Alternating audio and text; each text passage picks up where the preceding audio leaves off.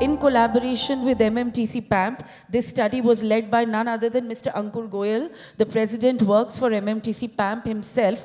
And this time, the subject of this study was silver coin market in India. Ladies and gentlemen, in order to give us a deeper perspective into the methodology and the results of this survey, and what were the final findings, I now invite on stage the President work for MMTC PAMP, Mr. Ankur Goyal. What's the guess? How would we, you know how the jewelry fared last year. It was almost 64% which was aligned and there was 36% which was not aligned. How about the coins? Any guesses? Will it be aligned? Will it not be aligned? Not aligned. Okay. Anybody else? Okay, we'll go through the presentation so that you can be aware as to what is the current state of the coins, silver coins in the market, which I think is growing day by day. I'll just go through the presentation in this format, a brief view of what's MMTC PAMP, a bit on the silver. I think from yesterday onwards we have been talking about the silver supply and demand. And some of the characteristics, I'll go a bit more technical today as we go along, and I think Nisha ma'am had already told about the BIS work which has been done. And we'll review a bit of what the last year's study was there on temple and the jewelry. And then finally, we'll move towards the coins and what is the current status of the India coins. This may not cover the whole diaspora, but at least it gives us a very good indication. And what is that effect of whatever impurities which are found, which is there. So a bit about MMTC PAMP. As you all know, we are the only one gold and silver accredited LBMA refinery. We also have an RJC chain of custody and chain of practice. And we do coins and we do the bullion products. We are also in the Fortuna 500 list. This year we have been ranked 21st. So these are the various areas or avenues which we are working, mainly bullion products of 999 purity. Trading is another platform where we work. Minted coins, I think we are the only ones, and we are the only few ones who also do coins which are 49 purity. We earlier were doing 39, but now we are doing all 49. We are also in recycling, and we have been doing gold from 2014, and recently this year we have started silver recycling also, which will give us a very good idea as to how the current market trend is going. And we are also in digital through, you can buy gold through Paytm and all. So these are few of the accreditations. As I said, other than the LBMA and this thing, we are also ISO accredited, BIS and NABL. We also have a SA8000 standard, and this year we were also certified as a great place to work. Followed by, we are in the Fortune 500 and we have got various refinery awards. And this was what I also said last time. We are also going through the ESG framework, limiting climate warming to 1.5 degree. So that was a very quick overview.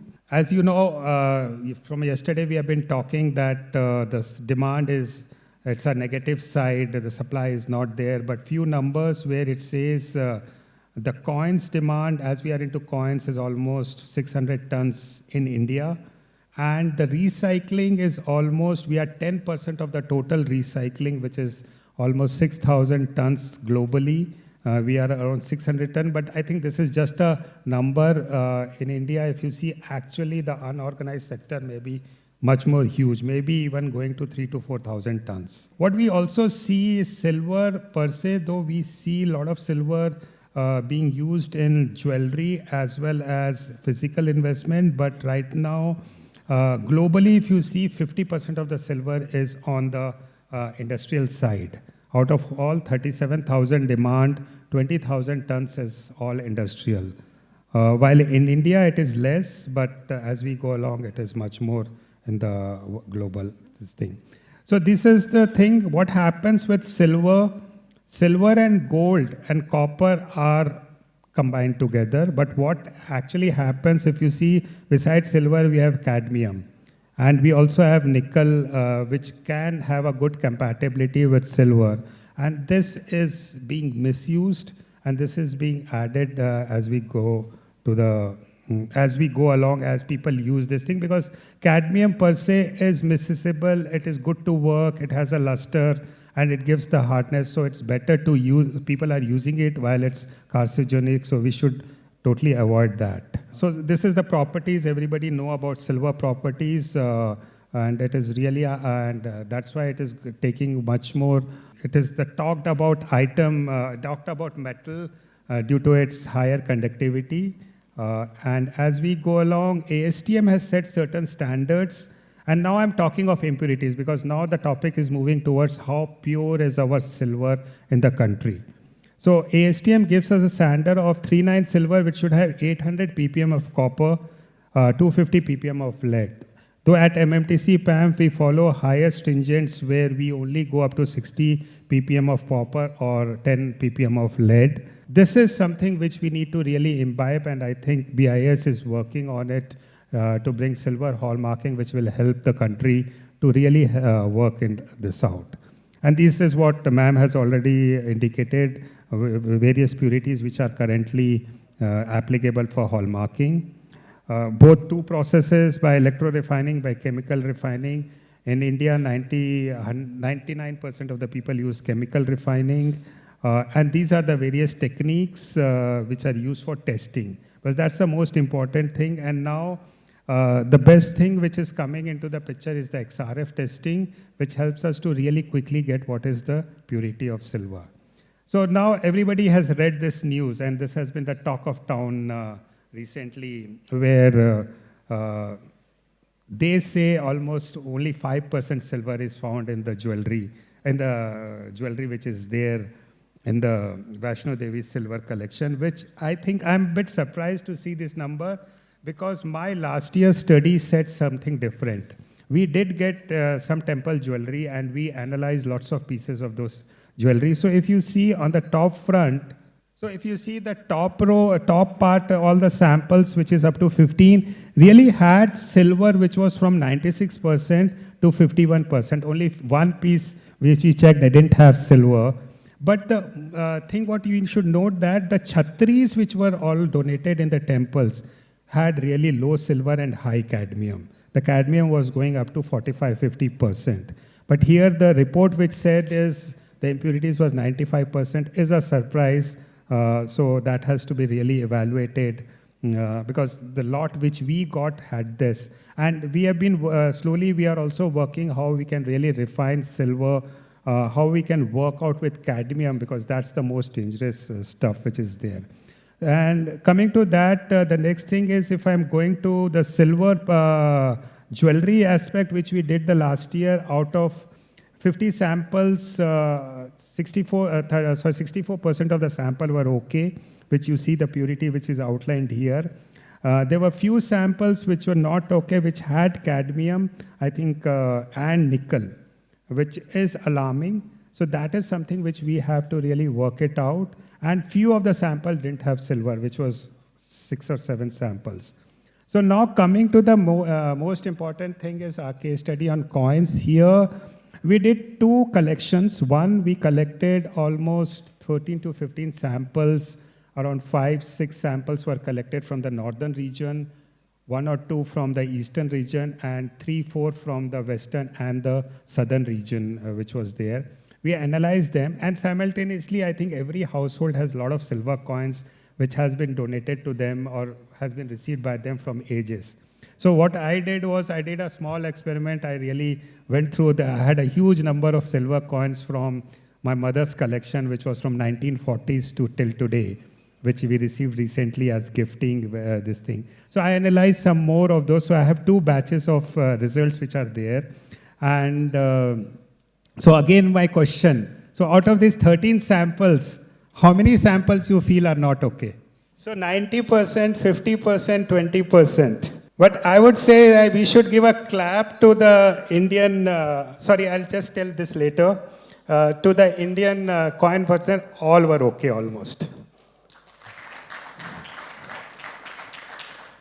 So there were slight differences. We had a coin which is 99.99.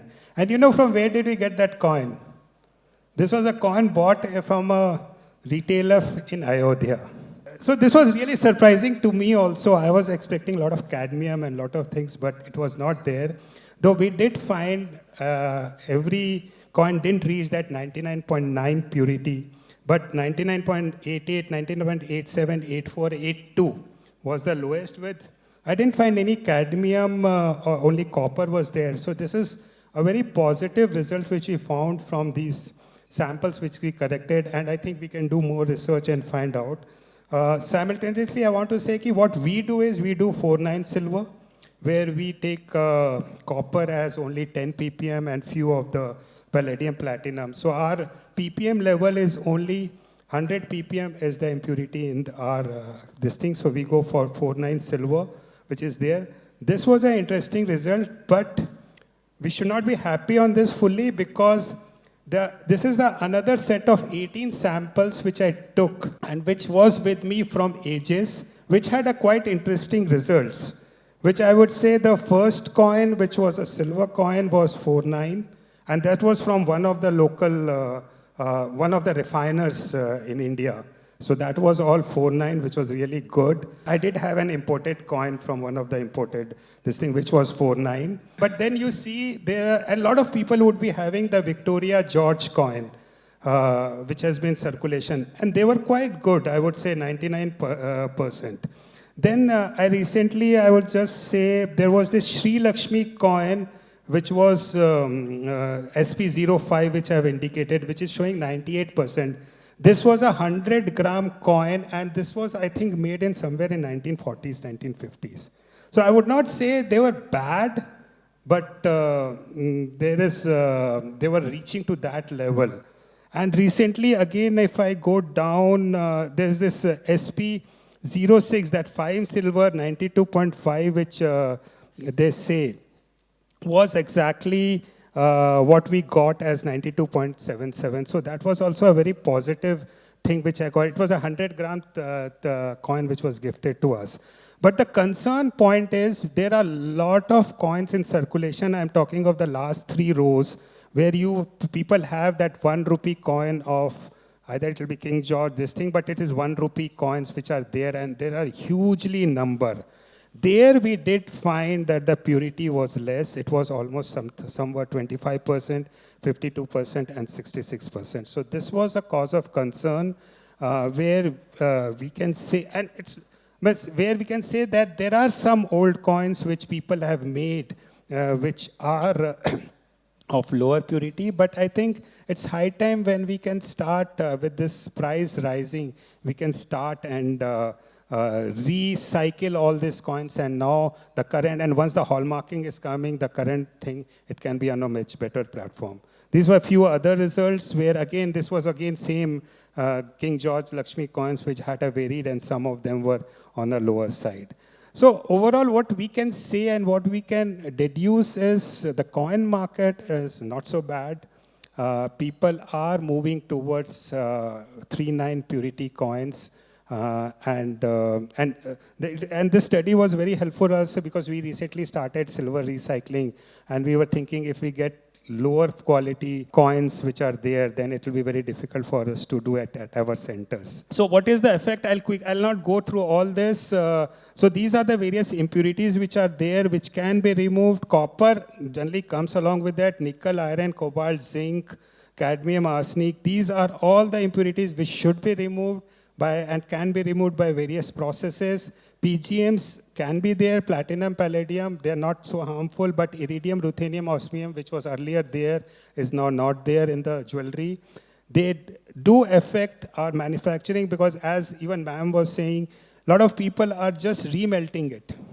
And they're adding silver, remelting it. So the cadmium percentage may reduce, but it's there. And that may affect, if you see, we have two ways to manufacture jewelry. One is by handmade and one by casting. So if you see silicon, lead, tellurium, selenium, if present, will result into edge cracking. And simultaneously in the casting technology, if you see Again, same silicon, if it is high, lead, selenium, tellurium will result into cracking of jewelry. So why reject a jewelry? Use pure silver, use good silver, which we can help you in working it out. So cadmium nickel has to be taken care of. It harms the human health because cadmium is carcinogenic. It also harms the environment because it's volatile. And finally, I would say it is important, though coins did present a promising picture. This study is just not the results, it's a warning. Because when purity is compromised, trust is broken, and that is the cost far greater than silver itself. So these are few of the suggestions which we have worked out. And the most important thing is, because the true value of silver lies not just in its shine, but in the purity and trust.